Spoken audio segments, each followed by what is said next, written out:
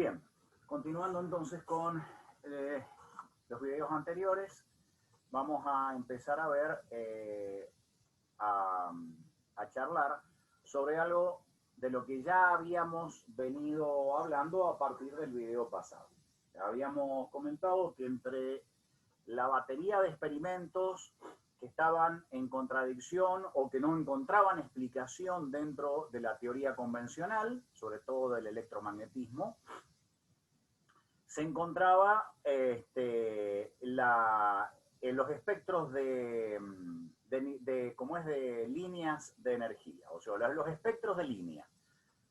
Se hacía un experimento de difracción y en lugar de obtener la descomposición, lo que se obtenía normalmente en el experimento clásico de la dispersión de la luz blanca, es decir, obteniendo sobre una pantalla, después de hacer pasar esa luz, esa onda electromagnética por una rendija de difracción, se obtenía el espectro visible, es decir, la banda de colores que va desde el rojo hasta el violeta, que cubre toda la banda del espectro visible. Sin embargo, cuando se cambiaba el experimento, ya lo habíamos charlado, eso se obtenía un espectro de líneas en lugar de bandas de colores. Eso no tenía explicación para la electrodinámica clásica y va a aparecer este hombre, Niels Bohr, dando una explicación convincente. Fíjense ustedes, casualmente para esta época, el 1913, Niels Bohr era un joven físico que estaba trabajando junto con Rutherford, que fue el primero que pudo realizar un experimento y dar una explicación, fiable de la constitución del átomo, ¿sí? Ya también habíamos hablado de eso. Niels Bohr va a dar una interpretación de por qué se obtienen los niveles de energía, de por qué se obtienen el espectro de línea en lugar de un espectro de banda. Y entonces va a volver a utilizar, obviamente, la fórmula que originalmente había obtenido Planck. Todavía no hemos hablado de ese experimento, ya lo vamos a hacer, pero la interpretación o la reinterpretación que le había dado Einstein respecto de eso, y con eso había logrado explicar el efecto fotoeléctrico, y después se extendió y explicó el fenómeno de Compton y otros fenómenos más. Niels Bohr lo que va a decir es que esos niveles de energía, esas líneas de colores sobre la pantalla después de un experimento de difracción con un gas determinado, por ejemplo, hidrógeno, helio, ya lo habíamos hablado de eso, corresponde a la energía o a los fotones que emite el electrón cuando después de ser excitado hay un salto del electrón desde su nivel de energía hasta uno superior, y al regresar emite ese fotón de energía. A ver, el mecanismo es el siguiente. Cuando ustedes recuerden que el experimento se trataba de que en una ampolla se contenía un determinado gas de una determinada sustancia, vuelvo a insistir, por ejemplo, hidrógeno, y se lo excitaba, es decir, se le aplicaba una diferencia de potencial a la ampolla que contenía ese gas, y entonces ese gas se encendía, es decir, emitía una determinada luz. Eso es excitar. La pregunta es, ¿por qué hay esa emisión de luz? Y entonces Bohr dice lo siguiente: en el momento de entregar energía a través de una diferencia de potencial y poder encender el gas, lo que se está haciendo es entregar energía a los electrones que están alrededor del núcleo, eso Rutherford ya lo había determinado, pero que están armados, están ordenados alrededor del núcleo en niveles de energía. Cada electrón tiene un nivel de energía determinado. Y entonces, cuando el gas es excitado, este electrón absorbe la energía suficiente exactamente en esta cantidad, en el fotón de energía en el cual está interactuando, ese fotón de energía es suficiente para entregarle, valga la redundancia, la energía necesaria, la energía requerida por el fotón para poder saltar al nivel siguiente de energía. Esto ya lo vamos a ir aclarando a medida que avancemos en este modelo, que es el modelo de Bohr. Entonces, si el electrón inicialmente está orbitando, girando alrededor del núcleo con una determinada cantidad de energía, después de absorber esa energía, él salta a un nivel superior. ¿Sí? Salta a un nivel superior. La diferencia de energía entre la energía que tiene el electrón en su estado inicial y la energía que tiene el electrón en su estado final es justamente la correspondiente a esta cantidad H por Fe, que es la energía que ha absorbido el electrón para poder pegar ese salto. Hay que aclarar que desde el punto de vista energético, el estado inicial del electrón tiene más energía que en su estado final. Esto se debe a que en el estado inicial el electrón se encuentra más cerca del núcleo. De nuevo, ya cuando avancemos digamos, en estas ideas, vamos después a pasar en limpio y va a quedar esto un poco más ordenado. En principio, el electrón absorbe una cierta cantidad de energía dado por el cuánto de energía, H por Fe, y si esa cantidad de energía es exactamente la diferencia entre el estado inicial energético y el estado final energético, el electrón tiene suficiente energía para poder hacer el salto.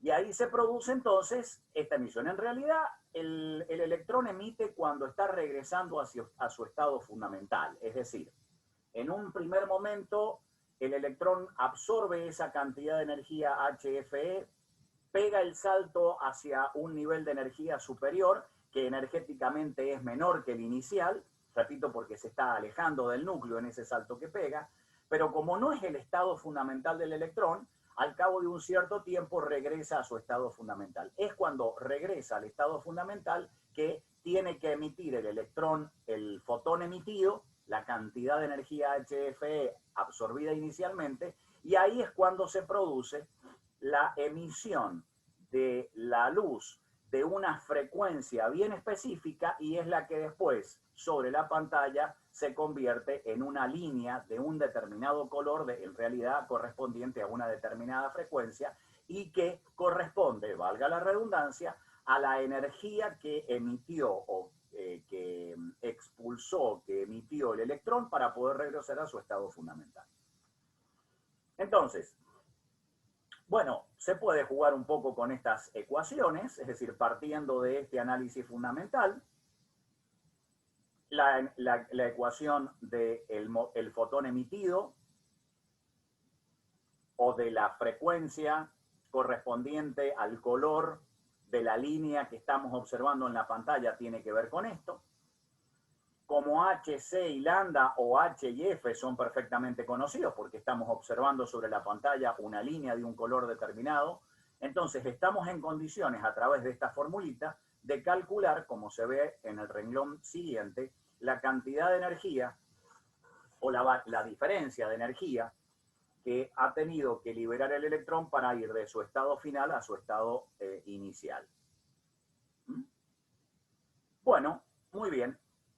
De más está decir que esto después se correspondió exactamente con los experimentos, es decir, no solamente dio una explicación razonable, sino que además de paso probó o dio, digamos, un fuerte respaldo, una fuerte conexión entre el experimento que se estaba observando y tratando de explicar y la teoría que daba cuenta de cómo estaba organizado, cómo estaba la estructura del átomo, digamos, ordenada espacialmente.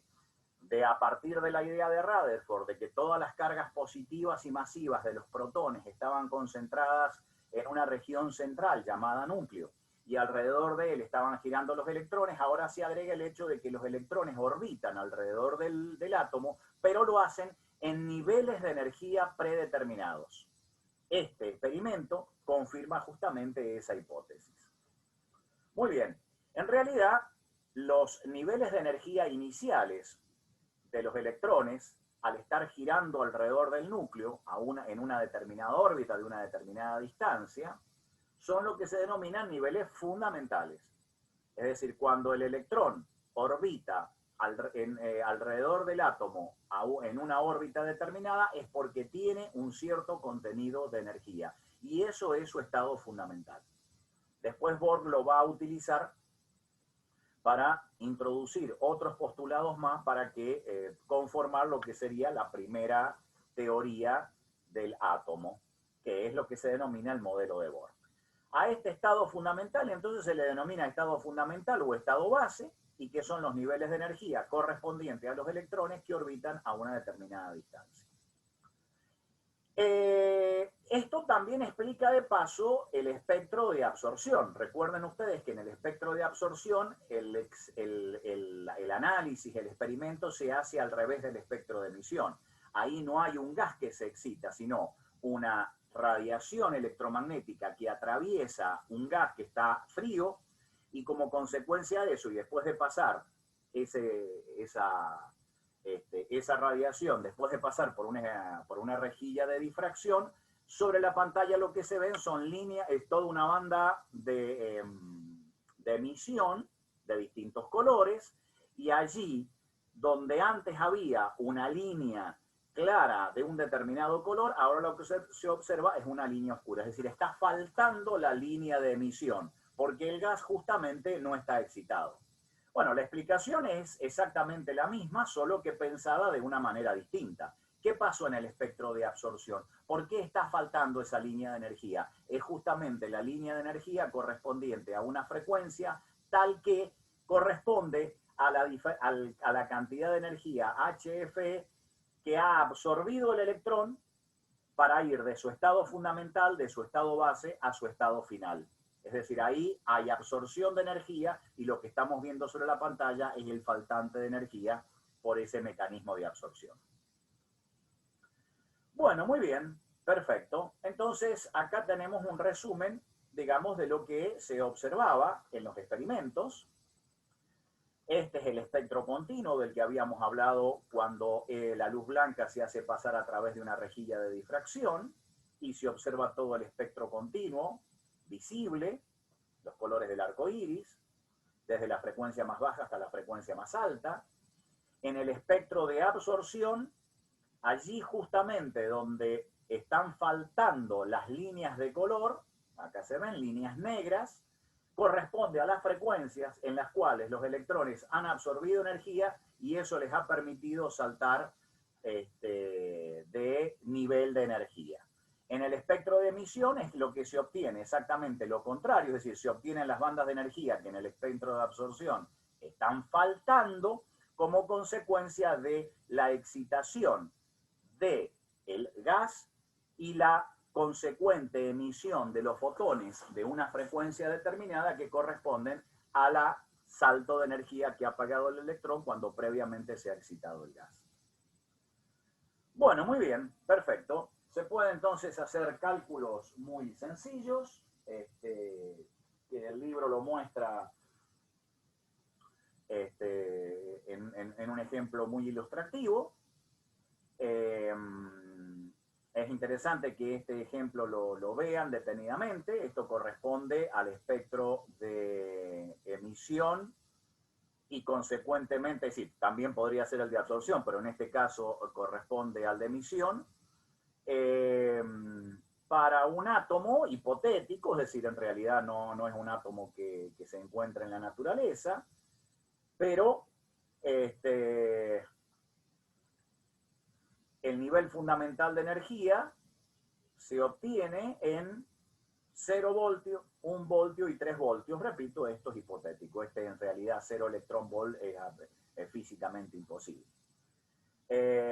La pregunta es cuánto va a valer la frecuencia o la longitud de onda cuando el electrón de un nivel a 3 electrón volt retorne o regrese o salte a un nivel de 1 electrón volt, de 3 a 0 y de 1 a 0, generando lo que se llama el espectro de emisión, o bien al revés, generando los espectros de absorción cuando los electrones en los niveles de 0 voltio celo-electrón-volt, perdón, salten a los niveles correspondientes a un electrón-volt y 3 electrón-volt. Bueno, el ejemplo es sencillo, pero bastante ilustrativo de lo que Bohr imaginó como explicación. La pregunta es, ¿realmente será cierto lo que Bohr supuso? Porque el espectro de absorción es simplemente los niveles de energía o el ordenamiento en niveles de energía es, digamos, lo que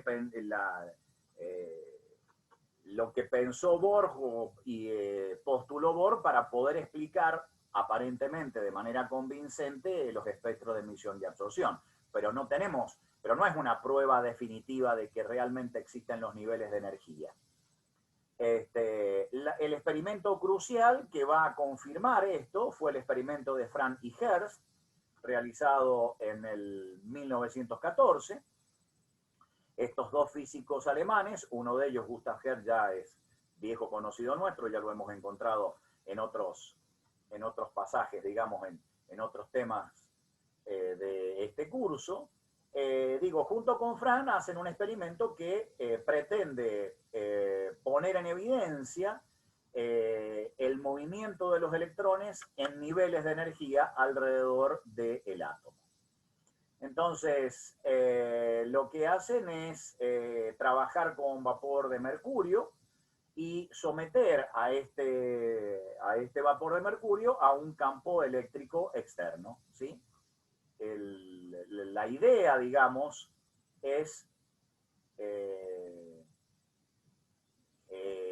ver qué tipo de perturbación tiene el movimiento de los electrones en presencia de ese campo eléctrico externo. Ahí en la página, en el aula virtual de la cátedra, hay videos que muestran y que detallan este experimento, así que yo les aconsejo, les sugiero que lo vean. Pero acá vamos a comentar rápidamente que lo que encontraron, básicamente, es que la energía cinética de los electrones era para el átomo de mercurio, estamos en claro, ¿no? Era de 4,9 electrón-volt y que en esas condiciones, para ese tipo de electrones que tenían esa energía cinética, había una emisión de luz que correspondía a una longitud de onda de 250 nanómetros. No es el único nivel de energía que encontraron otros niveles de energía cinética superiores a esto, pero siempre en cantidades concretas, dando, digamos, la confirmación de que los niveles de energía se ordenaban alrededor del átomo en justamente eso, niveles de energía que correspondían a las distintas órbitas en las cuales estos electrones se encontraban orbitando, valga la redundancia, alrededor del núcleo atómico. Bueno, muy bien.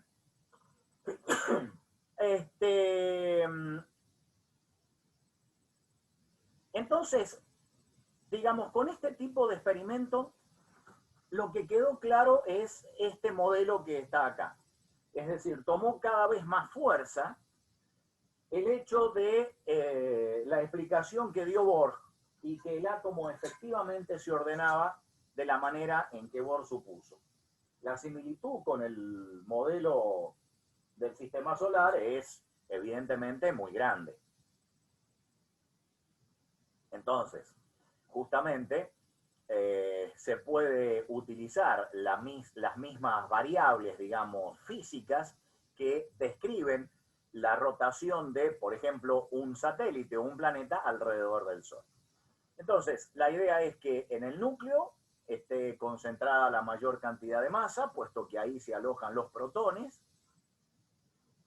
Inicialmente podríamos suponer, para no complejizar el modelo, que estos protones que conforman el núcleo están quietos. No es una suposición correcta, pero es una suposición simplificativa bastante buena, puesto que como el protón es mucho más masivo que el electrón y está todo concentrado en esa región del espacio llamada núcleo, evidentemente el movimiento que éste tiene como consecuencia de su interacción con el electrón es despreciable. O por lo menos en un primer momento se podría despreciar sin cometer demasiado error. Bueno, La cuestión es que en el núcleo los protones, alrededor de él están girando los electrones. Por ejemplo, este sería el modelo dinámico para un átomo de hidrógeno. Un protón en el núcleo, un solo electrón girando en una órbita determinada a una cierta distancia y que se corresponde con un determinado valor energético para ese electrón. Entonces, obviamente, como esto, tanto el protón como el electrón tienen masa, las magnitudes físicas que ayudan a describir la rotación de los cuerpos también es aplicada acá. Entonces podríamos decir que al girar alrededor del núcleo, en cada punto de su trayectoria circular, este electrón tiene una cantidad de momento lineal dado por el producto de la masa del electrón por su velocidad tangencial. Acá en el libro aparece como B sub n, dado que n marca el orden o la órbita a la cual está girando ese electrón. En este caso sería una órbita cualquiera. Eso significa que esta órbita circular tiene un radio determinado. Acá tenemos el vector posición, si por una cuestión de simplicidad ponemos el sistema de referencia con origen en el núcleo, cosa que es bastante razonable. Y entonces este Rn no solamente es la distancia, el radio de la órbita, sino también viene a ser dentro de este sistema de referencia el vector posición del electrón. Al estar girando y tener masa, podemos asociar con esa órbita electrónica una cierta cantidad de momento angular, Ln, que es el producto vectorial de Rn por P. ¿Sí? Como R y P son mutuamente perpendiculares, eso se puede ver en el dibujo, entonces la cantidad de momento angular para una órbita n de cualquier electrón girando alrededor del núcleo está dado por esto. El producto, el módulo de Ln es el producto de la masa por el módulo de la velocidad para esa órbita por el módulo del vector posición para esa órbita. Bien, perfecto. Ahora bien, los electrones no pueden estar girando en cualquier órbita. Las órbitas tienen que ser definidas, bien específicas y propias del electrón. Es decir, los electrones, al tener una determinada cantidad de energía, tienen que estar contenidos o tienen que estar obligados, confinados a ciertas órbitas. Es decir, en otras palabras, la órbita está cuantizada. Y acá aparece por otra vez nuevamente, en este modelo sencillo, el fenómeno o el concepto de cuantización. El argumento de Borg, que él lo desarrolla, lo lleva después de algunos cálculos a decir de que si la órbita está cuantizada, es decir, si hay órbitas específicas, evidentemente la cantidad de momento angular también tiene que ser una cantidad que esté cuantizada. Y el orden de cuantización, o la fórmula que me permite calcular la cuantización, viene dado por esta expresión, donde n es el número de cuantización, que corresponde también a la órbita a la cual está asociada el módulo de Ln, y h sobre 2pi es una constante de la que ya hemos hablado en otras oportunidades, es la famosa h barra, es decir, la constante de Planck dividido por 2pi. Ahora bien, inmediatamente aparece dos cosas interesantes de esta idea. La primera de ellas es que hace su presentación en la Sociedad Física n, que es justamente un número de cuantización, es decir, n es un número entero, pero que está dando el valor de la órbita a la cual están asociadas esas cantidades físicas que ayudan a describir el movimiento electrónico. Bueno, este es un número de cuantización que después se va a llamar número cuántico principal, ya lo vamos a ver cuando veamos la formulación de la mecánica cuántica. La segunda idea interesante a la que conduce esto es asociarla con las ondas de de Broglie. Ya sabemos que los electrones están, digamos, representados, son susceptibles de ser representados a través de una onda que no tiene nada que ver con la onda electromagnética, es decir, es una onda que está asociada con el electrón y que permite expresarlo, representarlo a través de una onda y no de un corpúsculo. Bueno, esa onda de de Broglie tiene, como ya habíamos visto en su momento, corresponde a una longitud de onda determinada llamada longitud de onda de Broglie, y nos permite relacionar esta longitud de onda con el radio de esta órbita. Entonces, para un radio Rn, la relación que hay entre la longitud de onda de de Broglie y ese radio es justamente, está dado por esta formulita de acá, ¿sí? Aquí, en esta fórmula, 2pi por, es decir, 2pi por Rn viene a representar la longitud de esa circunferencia, de la trayectoria electrónica, y esto tiene que contener un número entero de longitudes de onda de la onda asociada al electrón en una órbita n, dado a través de la relación de de Broglie. Entonces, con esa idea fundamental es que se puede escribir esta fórmula.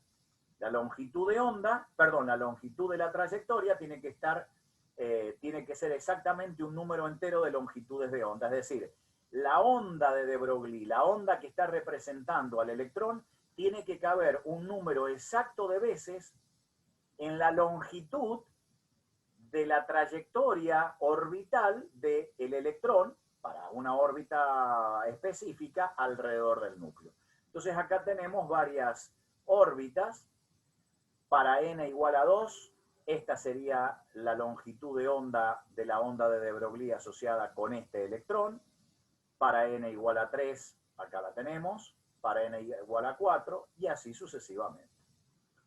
Entonces, de esta manera, con esta idea, yo puedo volver a esta fórmula de aquí, ¿sí? Y entonces ahora dar un paso más. ¿Cuál es la razón por la cual el electrón gira alrededor de una órbita circular? Bueno, la interacción con el núcleo. Y la interacción con el núcleo es la interacción electrostática entre una carga positiva y una carga negativa. Además de la física clásica, nosotros sabemos que si el electrón está en una órbita circular, este debe estar experimentando justamente esa fuerza de atracción electrostática, cumple la función de una fuerza normal actuando sobre él que le imprime una cierta aceleración normal. Y otra vez, desde la mecánica clásica, sabemos que esta aceleración normal es igual a v cuadrado dividido el radio de esa órbita. Entonces, la segunda ley de Newton, aplicada a la dinámica electrónica, responde a esta fórmula. La fuerza centrípeta igual a la masa por la aceleración centrípeta, es decir, v cuadrado dividido r, siempre referenciándola para una cierta órbita n, y como esta fuerza es de carácter eléctrica, en realidad electrostática, podemos utilizar la ley de Coulomb, donde dice que la fuerza de atracción electrostática entre protón y electrón es la constante K por el producto de las cargas dividido la distancia de separación entre las cargas al cuadrado. Como la carga del electrón y la carga del protón es exactamente la misma, salvo por el signo, aparece E cuadrado entonces aquí, dividido Rn, que es el radio de la órbita enésima en la cual está girando el electrón. Juntamos estas dos expresiones, esta expresión de aquí y esta expresión de acá, y lo que obtenemos es esta fórmula. Y de acá podemos encontrar dos expresiones sumamente útiles, que son la de el radio orbital la del radio electrónico, es decir, el radio de la órbita de orden enésimo en la cual está girando el electrón, y además una expresión para la velocidad tangencial, es decir, la velocidad orbital que lleva el electrón al estar girando en una órbita de orden enésimo, ¿sí? A esta expresión se le llama radio de Borg, y a esta expresión de la velocidad, velocidad de la órbita en el modelo de Borg. Acá aparece una combinación de constantes, como se puede ver, epsilon 0, h cuadrado, pi, m, e cuadrado. Esto conforma una constante que se llama el radio de Borg, y entonces, con esta definición, esto nos permite escribir la relación que me permite calcular el radio orbital de una manera muy sintética, muy comprimida, y que pone claramente en evidencia que este valor de n está cuantizado, porque nuevamente aparece n, que es el número cuántico principal, y que me cuantiza los valores de los radios a los cuales están girando los electrones, ¿sí? Bien, perfecto. Acá vemos que a mayor n, mayor valor del radio, es decir, desde un valor n fundamental, el más pequeño de todos, n igual a 1, el radio es el más pequeño, es decir, estamos hablando de la órbita más cercana al protón, y a medida que n va aumentando, estamos hablando de órbitas que se están alejando, hablando en términos de distancia, de el núcleo atómico, ¿sí? Bueno, muy bien. Utilizando las ecuaciones anteriores, se puede encontrar fácilmente una expresión para la energía cinética y la energía potencial eléctrica a la que están sometidas el electrón en su giro alrededor del núcleo. Y entonces la energía cinética para una órbita de orden n es un medio de m por bn cuadrado. Acá aparece entonces la expresión después de reemplazar la expresión de Bn encontrada anteriormente, y la energía potencial es una energía potencial electrostática, que también se puede poner en función de Rn. Vemos acá que la energía cinética es inversamente proporcional al cuadrado de n, que es la única variable independiente que tenemos aquí. Y lo mismo pasa con la energía potencial. Esto quiere decir que a medida que n va aumentando, estoy hablando de órbitas cada vez más lejanas, tomando como referencia el núcleo. Y para órbitas más lejanas, tanto la energía cinética como la energía potencial son menores. La suma de la energía cinética y de la energía potencial en el modelo simple de Borg me da la energía total, es decir, la energía total que va a tener un electrón por el hecho de orbitar en una órbita de orden n alrededor del núcleo. Y entonces aparece esta formulita, que es obviamente la más interesante de las tres, donde me da la energía del electrón por estar ocupando una órbita de orden n, y que es inversamente proporcional al n al cuadrado. Es decir, a medida que me voy alejando del núcleo, a medida que voy describiendo la energía de los electrones que orbitan a una mayor distancia del núcleo, el contenido de energía baja. Entonces esto lo conectamos con lo que decíamos recién. Las órbitas más internas, las más cercanas al núcleo, son las órbitas más energéticas. Cuando el electrón absorbe la suficiente energía, puede pegar el salto desde los niveles fundamentales a los niveles superiores, que son menores energéticamente hablando, y aquí lo tenemos. Esto es entonces la dinámica electrónica cuando estos átomos son excitados. Los electrones absorben una precisa y exacta cantidad de energía a través de un fotón o de un cuanto de energía, y eso les permite pegar los saltos, ¿sí? Muy bien, perfecto. Bien, vamos entonces a seguir con esta idea fundamental, Pero acá tenemos que hacer referencia a otros resultados experimentales y esto lo vamos a dejar para un próximo video.